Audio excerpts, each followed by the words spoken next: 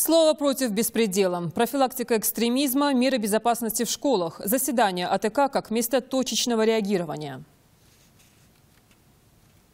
Кавказ стал по-настоящему северным. Как переносит атакующий мороз в Ингушетии? И за какими горами оттепель? Хук по-тайски. Гурманы зрелищных единоборств наблюдали за первенством республики по тайскому боксу.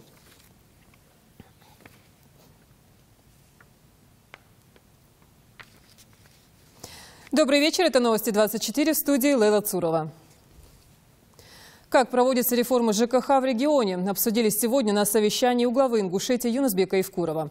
В частности, речь зашла о строительстве новых домов и сносе старых в Карабулаке и в общем по Сунжинскому району.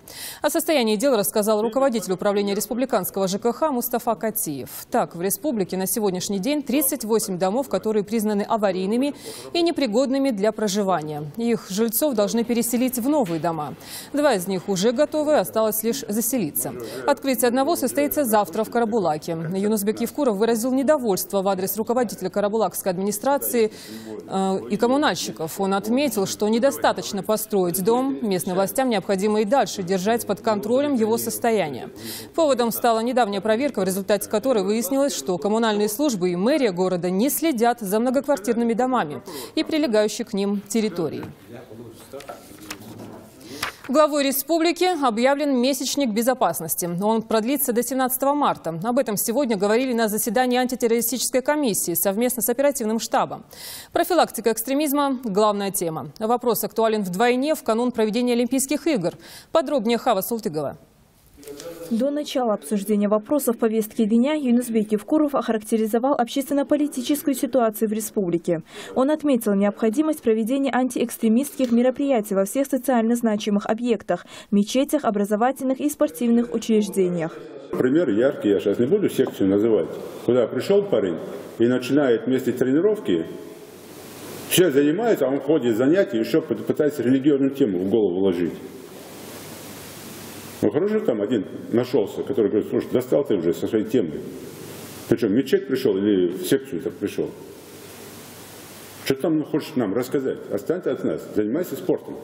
В школах введены должности заместителей директоров по безопасности. Их главная задача – обеспечение профилактических мер и защита учащихся. Немаловажную роль играет и семья, отметил Юнусбек Евкуров. Дома подрастающему поколению должны прививать семейные ценности и контролировать свое чадо от сомнительного влияния. Это как в семье. В критическом возрасте, как упустил ребенка, все. Дальше не надо жаловаться, что он такой вырос. Он не будет таким. А все мы прошли через критический возраст.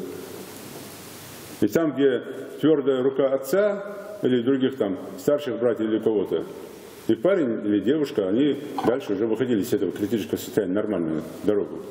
А если послабление, в итоге он совершает потом преступление, выходит из-под контроля.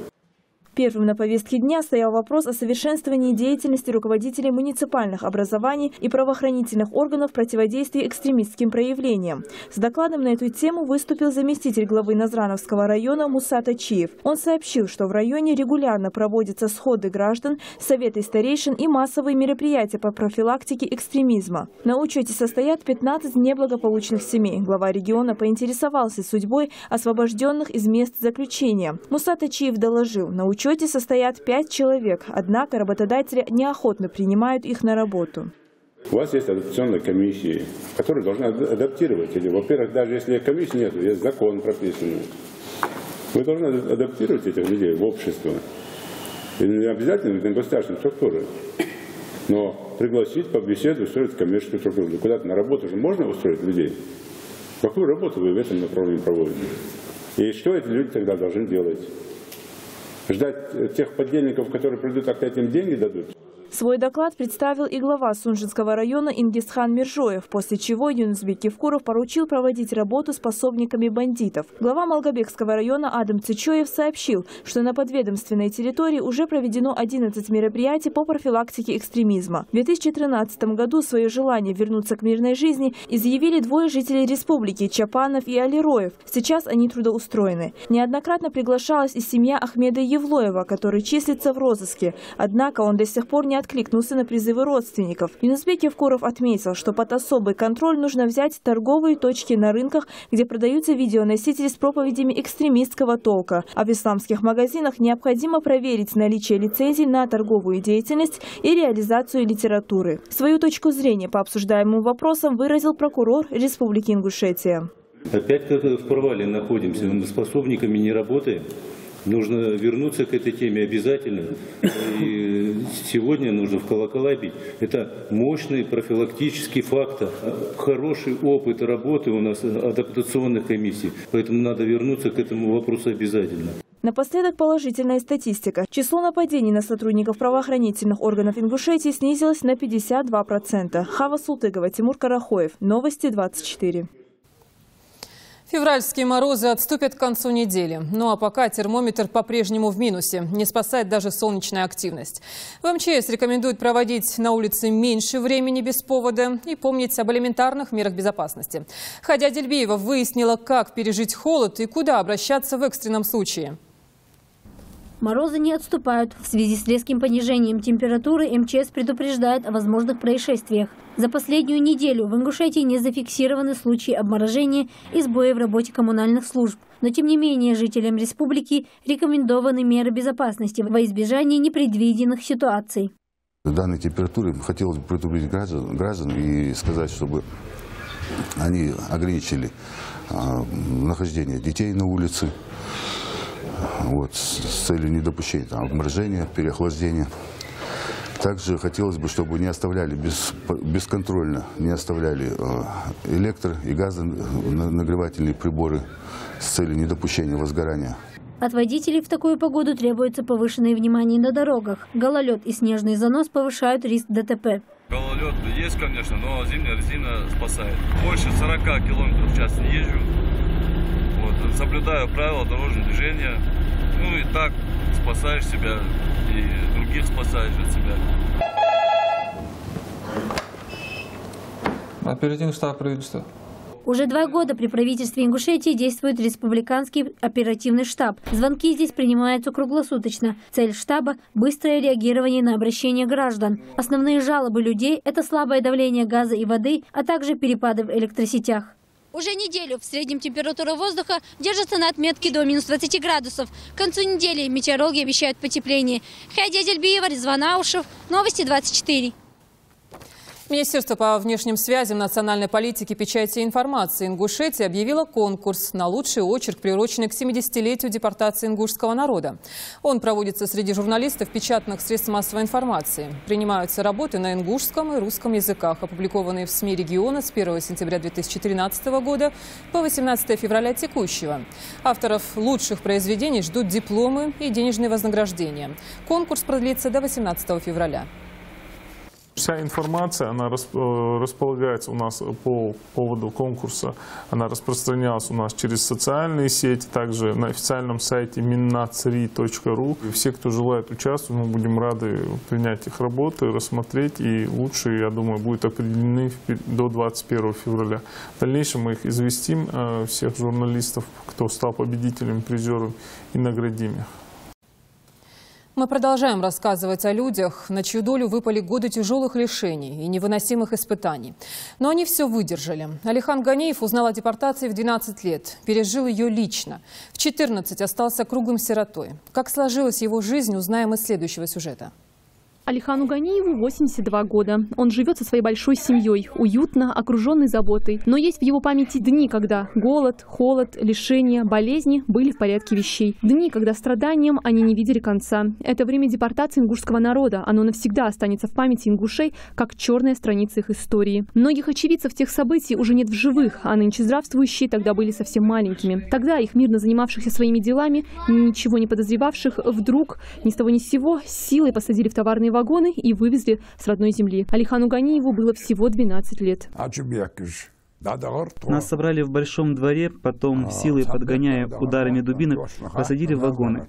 Ехали мы где-то месяц, мне показалось. Мы добрались до Петропавловска, затем нас расселили по селам. Будучи совсем еще ребенком, ему пришлось узнать, что такое недетский труд. Он пахал землю, косил траву, позже пошел работать на шахту. По словам Алихана, сказать, что жизнь была тогда трудная, это ничего не сказать. Нам нечего было есть. Осенью и весной мы собирали оставшиеся после уборки пшеницы колосья, мы их мололи, делали из этого лепешки и ели их. В 1947 году стало еще хуже, и каждый, как мог, пытался прокормиться. У Алихана, кроме отца, никого не было. Его он потерял в 14 лет. С самого детства мальчик рос один. Но жизнь справедлива. Она его вознаградила. Теперь у него 10 детей, 53 внука и 8 правнуков. Он пережил все испытания судьбы. С момента высылки прошло уже 70 лет. Но он никогда не забудет тех тяжелых дней в своей жизни и в жизни своего народа. Мадина Албагачиева, Магомед Дидигов. Новости 24. А теперь о дошкольной арифметике. В Икажево проживают около 1500 малышей. 700 из них уже ждут своей очереди в детский сад. Новое дошкольное учреждение обязались построить в короткие сроки. Площадь застройки несколько тысяч квадратных метров. Работы ведутся в 3 смены. Когда отпразднуют новоселье, узнаем у нашего корреспондента Магомеда Измайлова.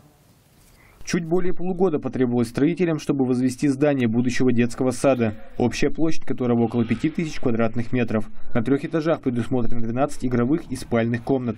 У каждой группы будет свой санузел. Подрядчики говорят, что это один из самых современных проектов детского сада в стране. 230 мест, садик сам. Здесь 12 групп. В каждую группу входят свои санузлы, игровые комнаты, свои спальни. Все удобства для детей здесь есть уже. Раздевалочные, все есть. Чтобы сократить сроки строительства, работы велись в 3 смены. В настоящее время все основные коммуникации подведены. Большая часть внутренней отделки также закончена. Остались только отдельные участки незашпаклеванных стен. Строительную часть мы уже давно завершили. Сейчас уже мы делаем внутренние обделки, расстановка технического оборудования. Уличные работы тоже, коммуникации, все завершили уже давно. Подрядчики обещают закончить строительство в ближайшие месяцы. И совсем скоро новый детский садик примет своих первых воспитанников. Магомед Измайлов, Рахман Цуров, Новости 24. 119 дней самой масштабной эстафеты позади. Олимпийский огонь завершает свое путешествие. Ровно за 4 дня до Олимпиады эстафету огня принимает город Майкоп. Адыгея стала 82-м субъектом страны на пути следования главного символа масштабного события. Огонь прибыл из Кабардино-Балкарии в 14:00 и начал движение с территории городского ипподрома. А уже 4 февраля лампаду с огнем привезут в Краснодарский край, где спустя несколько дней в Сочи от этого пламени зажжется главная олимпийская чаша. И еще немного о спорте. Первенство республики по тайскому боксу прошло в Орджоникидзевском. Этот вид единоборств в Ингушетии появился 5 лет назад. Зрелищность и техничность экзотических поединков быстро обеспечили популярность. Победители соревнований получили право представлять регион на чемпионате Северо-Кавказского федерального округа. Репортаж Элезы Курскиева. Проводить первенство республики в стенах этого ФОКа давно стало традицией. Физкультурно-оздоровительный комплекс имени Баялид Заурова по праву считается вотчиной чемпионов. Здесь соревнуются борцы, боксеры, кикбоксеры, а сегодня представители тайского бокса.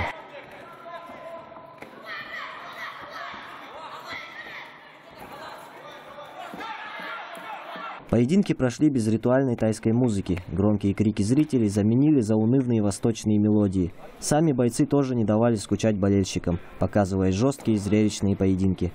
3 раунда по 2 минуты у юношей и 3 минуты у взрослых. За это время бойцы должны доказать, что они достойны представлять Ингушетию на чемпионате СКФО. Я занимаюсь тайским боксом 2 года. И с Сыпцовской я занимаюсь. И в дальнейшем я буду выступать в чемпионате России.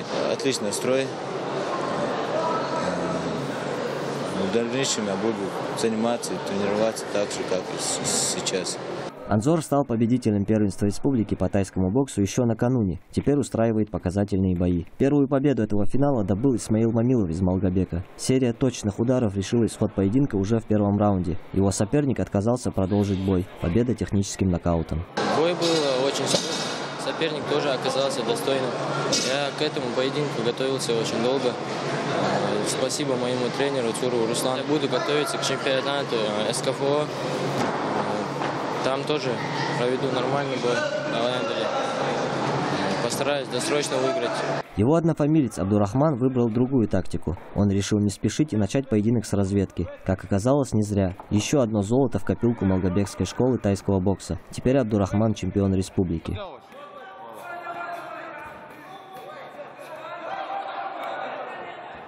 Большинство боев прошли на высоких темпах с первого до последнего раунда. Так действовал и кандидат в мастера спорта Маусар Баркинхоев. Он уже становился чемпионом СКФО. Теперь у него есть шанс стать им во второй раз. В этом поединке Маусар одержал уверенную победу, порадовав ею себя, наставников и зрителей. Я готовился к этому турниру.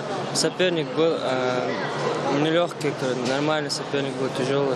Сейчас готовлюсь к чемпионату Кубок России. Даландаль там тоже намерен побеждать. Тайский бокс появился в Ингушетии в 2009 году. Этот вид единоборств в республике только развивается. В основном его представители дети и юноши. Президент Федерации тайского бокса в Ингушетии Рамазан Хашагульгов возлагает на них огромные надежды. С каждым годом у нас растут мастера, которые в прошлом, позапрошлом году, которые по юношам выступали. Сейчас они, которые уже в юниорах, у них есть хорошая школа, уже хорошие достижения, опыт.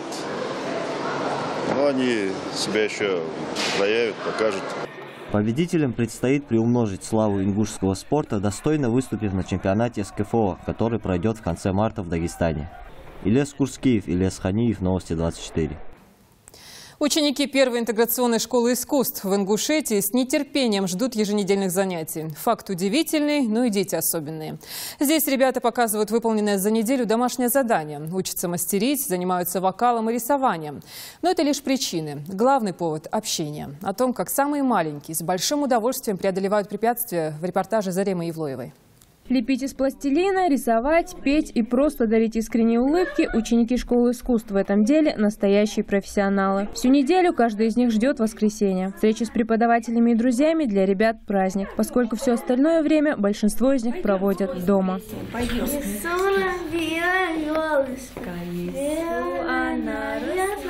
Лиза Евлоева – девушка с неограниченными возможностями. Она успевает работать и помогать детям, которые нуждаются в особом внимании. В 2013-м на форуме Машук ее проект, направленный на интеграцию в общество людей с ограниченными возможностями, вошел в списки победителей. Лиза получила грант – 200 тысяч рублей. И вот уже 18 ноября в Назране прошли первые занятия с детьми, страдающими различными заболеваниями. На сегодняшний день у нас, к сожалению, курсы только компьютерной грамотности и художества. Также мы сегодня первый раз лепили из пластилинов, это очень полезно для детей.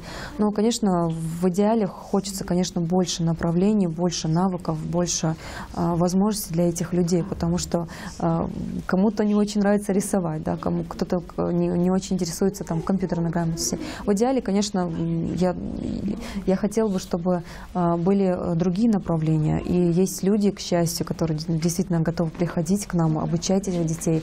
Компьютер прочно вошел в жизнь каждого человека. Работе с ним обучает детишек лучшие из лучших. Руслан Костоев в Ингушетии известен как один из продвинутых специалистов 3D-графики. И несмотря на занятость, каждое воскресенье он приходит на курсы, чтобы обучать детей. Мама Айны, Джамсари Евлоева, мечтает о том, чтобы ее дочка нашла друзей, которые бы понимали слабоговорящую девочку. Я всю Москву объездила, наверное.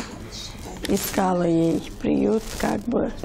Не от того, что она мне не нужна, а от того, что после меня с кем-то она дружила. Я словами даже не могу передать, как она готовится к этому. В доме все знают уже, что она в школу собирается, хотя она объяснить не может. Радуется очень. Для меня это главное. Поехали. Сегодня у нас автобус пути сломался. Я говорю, мы не можем поехать. Сломался? Она говорит, мама, такси вызови, чтобы мы поехали. Длительность проекта по договору – полгода. Но увидев, насколько счастливы дети и как много желающих учиться, Лиза Евлоева решила школу не закрывать, а взяться за это дело основательно. Конечно, проблем много. Отсутствие помещения – одна из главных. Пока курсы проходят в помещении культурно-просветительского центра «Артбосс». Я даже не представляю, как сказать этим детям, что эти курсы скоро закончатся, и сюда уже приходить больше не нужно. Я не представляю, поэтому я буду бороться, я буду стараться для того, чтобы чтобы эта школа не закрывалась и чтобы эти курсы продолжались как можно дольше. И я очень хотела бы, чтобы действительно, чтобы эта школа была на уровне государства. В дальнейшем организаторы планируют обучать ребят вязанию, декоративно-прикладному искусству, изучению арабского и английских языков. Мастер-классы будут проводить известные спортсмены, актеры и просто люди, которые смогли побороть сложные жизненные ситуации. Зарема Евлоева, Магомед Дидигов. Новости 24. Спасибо за внимание. Берегите себя.